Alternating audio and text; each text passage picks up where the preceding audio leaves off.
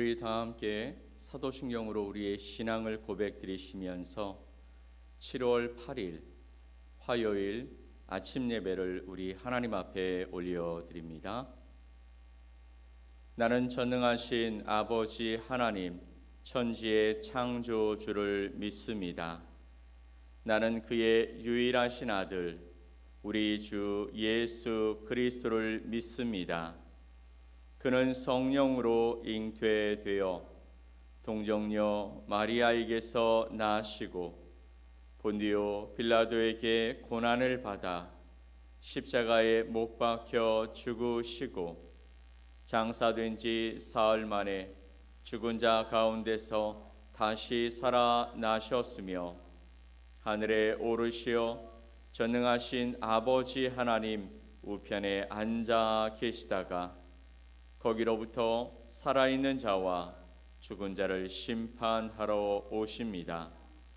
나는 성령을 믿으며 거룩한 공교회와 성도의 교제와 죄를 용서받는 것과 몸의 부활과 영생을 믿습니다. 아멘.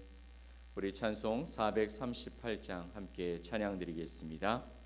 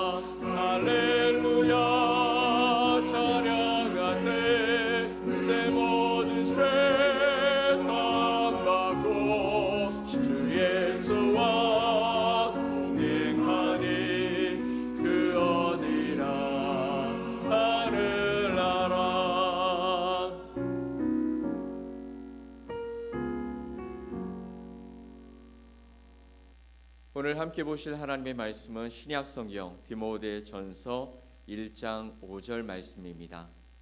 디모데전서 1장 5절 말씀을 우리 한 목소리로 함께 말씀을 봅니다. 이 교훈의 목적은 청결한 마음과 선한 양심과 거짓이 없는 믿음에서 나오는 사랑이거늘. 이 교훈의 목적은 청결한 마음과 선한 양심과 거짓이 없는 믿음에서 나오는 사랑이다라고 말씀하십니다. 오늘 디모데전서 1장 5절 말씀을 통해 복음의 질서, 그 시작과 목적에 관한 이야기를 여러분과 하나님의 말씀을 통해서 함께 나누겠습니다. 디모데전서 3장 15절 말씀을 보면 교회는 이 땅에 세워진 진리의 기둥과 터라고 말씀하고 있습니다. 교회가 바로 진리의 기둥 그리고 터가 된다라고 말씀하시는 것이죠. 그 진리는 하나님께로 오는 것입니다. 이 거룩하고 영광스러운 부름을 받은 공동체를 무너뜨리려는 가장 교묘하고 위험한 공격이 있습니다. 그것은 외부의 거센 박해가 아닙니다. 기독교는 외부의 거센 박해를 받게 되어지면 더 하나님께 매달리고 또 더 신앙적인 부분을 앞세워서 지금까지 계속해서 이어져 온 그런 놀라운 생명력을 갖게 됩니다. 그런데 문제는 교회 내부에서부터 진리의 목적을 잃어버리고 그 방향을 상실하는 것이죠. 말씀이 선포됩니다. 성경 지식이 계속해서 늘어납니다. 그 모든 가르침이 향해야 할 목적지가 분명히 있는데, 그런데 말씀이 선포되고 또 성경 지식이 넘쳐나도 그 목적을 잃어버렸을 때 진리의 기둥은 속에서부터 썩어버리고 또 그로 말미암아 무너지게 되어진다라는 것이죠. 오늘 우리가 읽은 디모데전서 1장 5절의 말씀, 이 디모데전서는 바로 사도 바울이 그의 영적 아들인 디모데에게 보내는 절박한 편지입니다. 이 말씀 속에서 진리의 목적이 변할 때 교회가 어떻게 혼란에 빠지게 되는지, 또 그리고 우리가 목숨처럼 붙들어야 할 경건의 기초가 무엇인지 엄중하게 선포하고 있는 것이죠. 오늘 이 말씀을 통해서 우리의 신앙이 어디에 기초하고 있는지, 어디를 향해 나아가야 하는지 말씀을 통해 다시 한번 점검하는 귀한 시간이 되어지기를 간절히 소망합니다.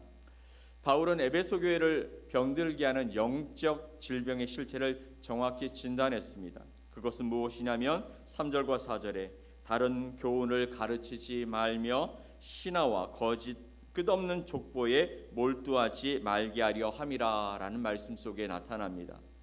다른 교훈, 하나님의 말씀을 왜곡하고 그리고 오해하고 그리고 자신의 생각에 맞추어서 하나님께서 우리에게 주신 진리의 그 복음 외에 다른 것을 그들이 더했다라는 것이죠. 그리고 그들은 또한 신화와 끝없는 족보에 몰두했다라는 것입니다. 이는 단순히 재미있는 이야기를 나누었다라는 얘기가 아니죠. 하나님의 위대한 구원의 계획, 즉 하나님의 경륜이라는 거대한 서사에서 벗어나서 인간의 지적 호기심을 자극하여서 지엽적이고 무익한 주제에 집착했다라는 것입니다.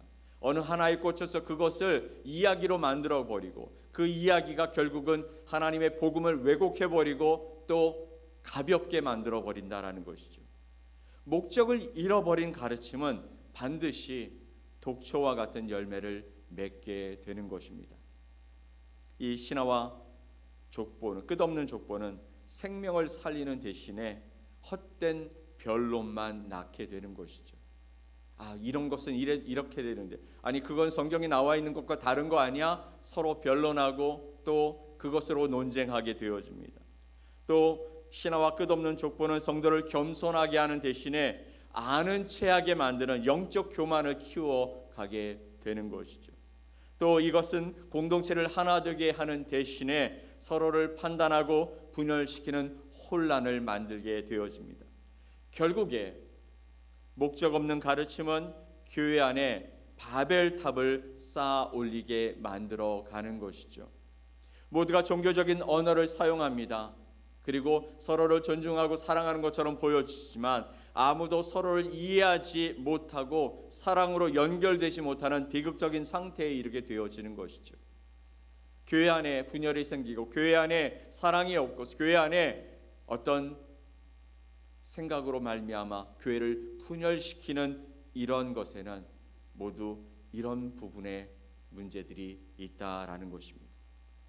이런 진리의 털을 흔들게 만드는 심각한 위기를 만드는 다른 교훈들, 그리고 신화와 끝없는 족보에 몰두하는 그런 삶이 교회 안에 들어오게 되어지고 그런 생각을 가지고 살아가는 신앙인이 있다면 결국 교회가 힘들어지고 혼란 속에 빠지게 되어진다라는 것이죠.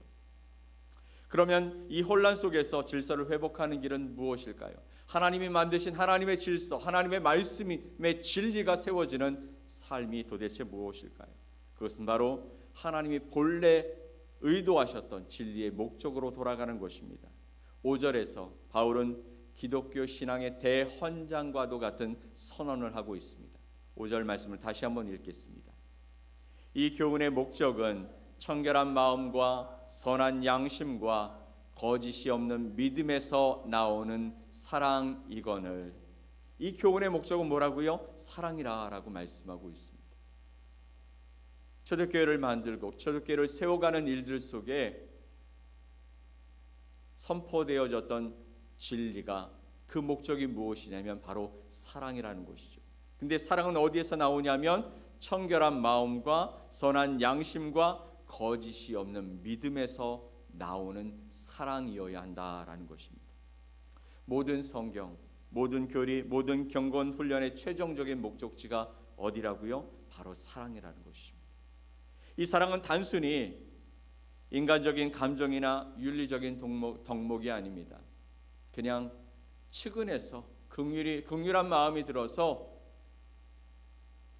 나보다 좀 힘들고 어려운 사람을 보아서 내가 그래도 무엇인가 해야지 하는 그런 감정적인 것, 윤리적인 덕목이 아니라는 것이죠. 이것은 어디로부터 나오냐면 하나님의 성품으로부터 나오는 것입니다. 그리고 하나님의 진리로부터 나오는 것이죠. 하나님이 이 땅에 아들 예수 그리스도를 보내시며 그 보내신 목적을 통해 무엇을 이루시기를 원하셨는지, 그 복음으로 재창조되어진 영혼의 필연적인 증거가 사랑이라는 것입니다. 바울은 이 거룩한 사랑이 흘러나오는 세 가지 근원을 통해서 경건의 기초가 무엇인지를 우리에게 설명하려고 합니다. 첫 번째는 청결한 마음입니다. 우리가 예수 그리스도를 영접하고 그로 말미암아 하나님의 자녀가 되는 권세를 얻게 되어지는 복음으로 말미암아 우리의 근본적인 죄를 씻음 받고 하나님을 향한 순전한 동기를 회복하는 마음, 그것이 바로 청결한 마음이죠. 다른 무엇인가가 들어가지 않고 오직 내가 죄사함을 얻고 하나님을 바라봄으로 말미암아 하나님이 원하시는 그 순전하고 청결한 마음을 갖는 것, 이것이 시작점이라는 것입니다. 또한 선한 양심은 어떤 것일까요? 하나님의 진리에 의해서 조율되어지고 삶의 모든 영역에서 거룩한 증언을 하는 양심이라는 것입니다. 여러분, 우리 안에도 양심이 있습니다. 그런데 이 양심은 우리의 이익과 실을 따지며 변하기도 하죠. 그러나 선한 양심이란 이 말씀은 하나님의 진리, 하나님의 말씀에 의해서 조정되어진다는 것이죠. 우리의 마음에 의해서가 아니라, 우리의 이익을 따라서가 아니라 하나님이 우리에게 주신 그 말씀에 따라서 우리는 삶의 모든 영역에서 하나님의 말씀을 따라 우리가 이것이 선한 것인지 악한 것인지 하나님이 기뻐하시는 것인지 아닌지를 판단하게 되어진다라는 것입니다. 세 번째는 거짓이 없는 믿음입니다. 여러분, 우리가 종종 이런 부분들을 행하죠. 누군가에게, 어떤 사람에게, 잘 보여야 할 사람들에게 우리는 그 사람 앞에 내가 선한 사람인 것을 연기합니다. 마찬가지로 신앙인으로서 내가 믿음 있는 사람처럼 연기하기도 합니다. 그런데 하나님 앞에서 연기하는 신앙이 아니라, 사람 앞에서 연기하는 신앙이 아니라 하나님 앞에서 살아가는 진실한 마음, 신실한 믿음이 필요하다라는 것이죠. 어떤 상황에서도 흔들리지 않는 믿음. 내가 지금 손해 볼지라도 이것에서 거짓된 모습으로 연기하는 것이 아니라 내 중심을 주님 앞에 드리고 이것이 내 믿음입니다 고백할 수 있는 거짓 없는 믿음이 우리의 경건의 기초가 되어진다 말씀하시는 것이죠. 결국 참된 가르침이란 이 세 가지 내면의 견고한 기초를 세워서 사랑이라는 집을 만드는 과정이라고 우리가 이야기해 볼 수 있습니다. 이것이야말로 하나님의 경륜을 이루는 유일한 길이고 혼란을 이기는 질서의 본질인 것이죠. 그래서 청결한 마음, 선한 양심, 거짓 없는 그 믿음을 통해서 바로 사랑을 이루는 것, 그것이 바로 하나님이 우리에게 주신 교훈의 목적이라는 것입니다. 그렇다면 이 위대한 진리 앞에서 오늘 우리는 어떻게 살아야 할까요? 바울은 우리에게 세 가지를 진지하게 요청합니다. 첫 번째는 진리의 청지기가 되어야 한다라는 것이죠. 하나님이 주신 그 진리를 지켜가는 사람, 그것을 온전히 지키며 그 안에서 하나님께서 주시는 아름다운 삶의 열매들을 만들어가는 사람이 필요하다는 것입니다.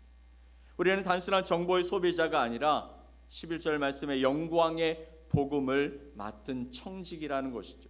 따라서 우리는 끊임없이 스스로에게 물어야 합니다. 지금 내가 듣고 있는 이 가르침, 내가 나누고 있는 이 대화, 내가 참여하는 이 활동이 과연 하나님이 기뻐하실 그 사랑이라는 목적을 향해 가고 있는가 하는 것입니다. 우리는 때로 우리의 이익을 따라서 또 내가 생각하는 것이 옳다라는 그 가치관을 따라서 우리가 듣고 있는 것, 내가 나누고 있는 모든 부분들이 하나님과 상관없이 흘러가기도 하죠. 여러분, 여러분의 삶을 한번 점검해 보십시오. 어제를 한번 생각해 보십시오. 정말 하나님이 기뻐하시는 모습, 하나님이 정말 인정하시는 그런 삶을 살아가셨습니까? 아니면 내 욕심을 따라 내 생각에 그 가치관을 따라 살아가고 있지는 않았습니까? 이 질문이 우리의 모든 신앙의 활동을 분별하는 기준이 되어야 합니다. 두 번째, 내면의 성결을 추구해야 합니다. 세상은 외적인 성취를 중요하게 생각합니다. 하지만 복음은 우리 내면의 변화를 요구하고 있죠. 우리의 가장 중요한 업적은, 영적인 업적은 논쟁에서 이기는 것이 아닙니다. 바로 성령 안에서 청결한 마음과 또 선한 양심, 거짓 없는 믿음을 가꾸어야 하는 것이죠. 이것이 바로 경건에 이르는 연습이며 평생 우리가 이루어야 할 성화의 과정인 것이죠. 그러니 우리 안에 내면의 성결을 이뤄가기 위해 오늘 여러분의 삶을 주님 앞에 내어놓으십시다. 마지막, 사랑으로 복음을 증명해야 합니다. 결국 세상은 우리의 완벽한 논리가 아니라 무엇으로? 우리의 희생적인 사랑을 통해 하나님을 보게 되는 것이죠. 교회가 서로를 향해서 보여주는 사랑이야말로 이 혼란한 세상 속에서 하나님이 실제로 존재하신다라는 것을 증명하는 가장 중요한 변증이 되는 것이죠. 사랑이 없다면 사람들은 우리에게 말할 것입니다. 네가 믿는 하나님은 어디 있냐라고요. 우리의 삶이, 우리의 교회가 바로 그 살아있는 증거가 되어야 할 줄 믿습니다. 그래서 우리는 때로 우리가 가고 싶은, 우리가 하고 싶은, 우리가 이루고 싶은 그 모든 것들을 내려놓고 하나님의 말씀에 순종해서 그 모든 것을 다 버리고 주님이 원하시는 것들을 붙들고 살아가는 하나님의 사람들인 것이죠. 우리 주님은 우리에게 말씀하십니다. 너희는 세상의 빛이고 너희는 세상의 소금이다.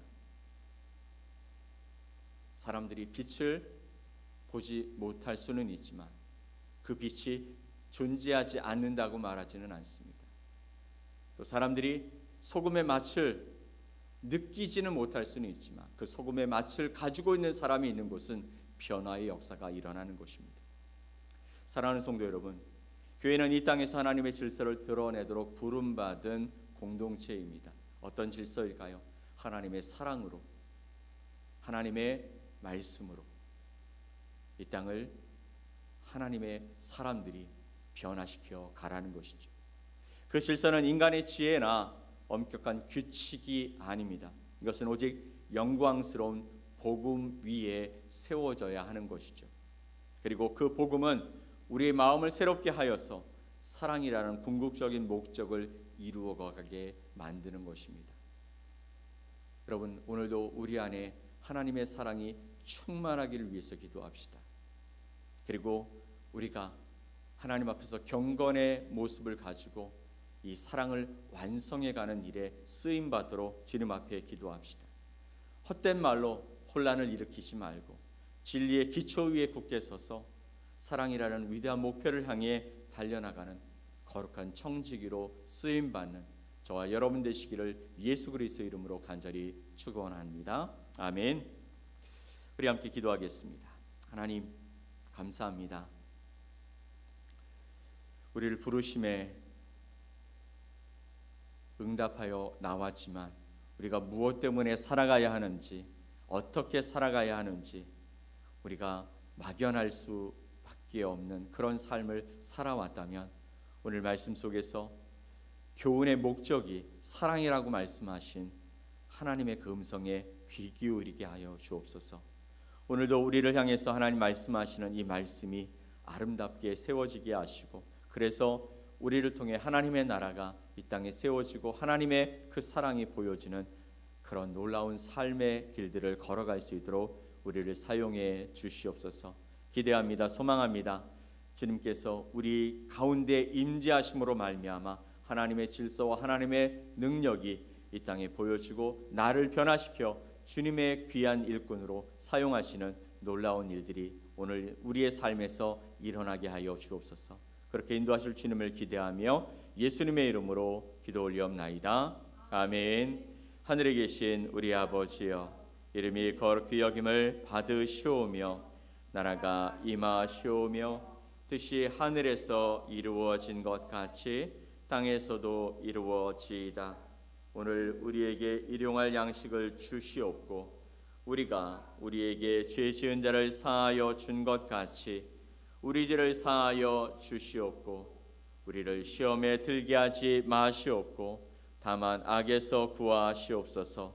나라와 권세와 영광이 아버지께 영원히 싸움나이다. 아멘.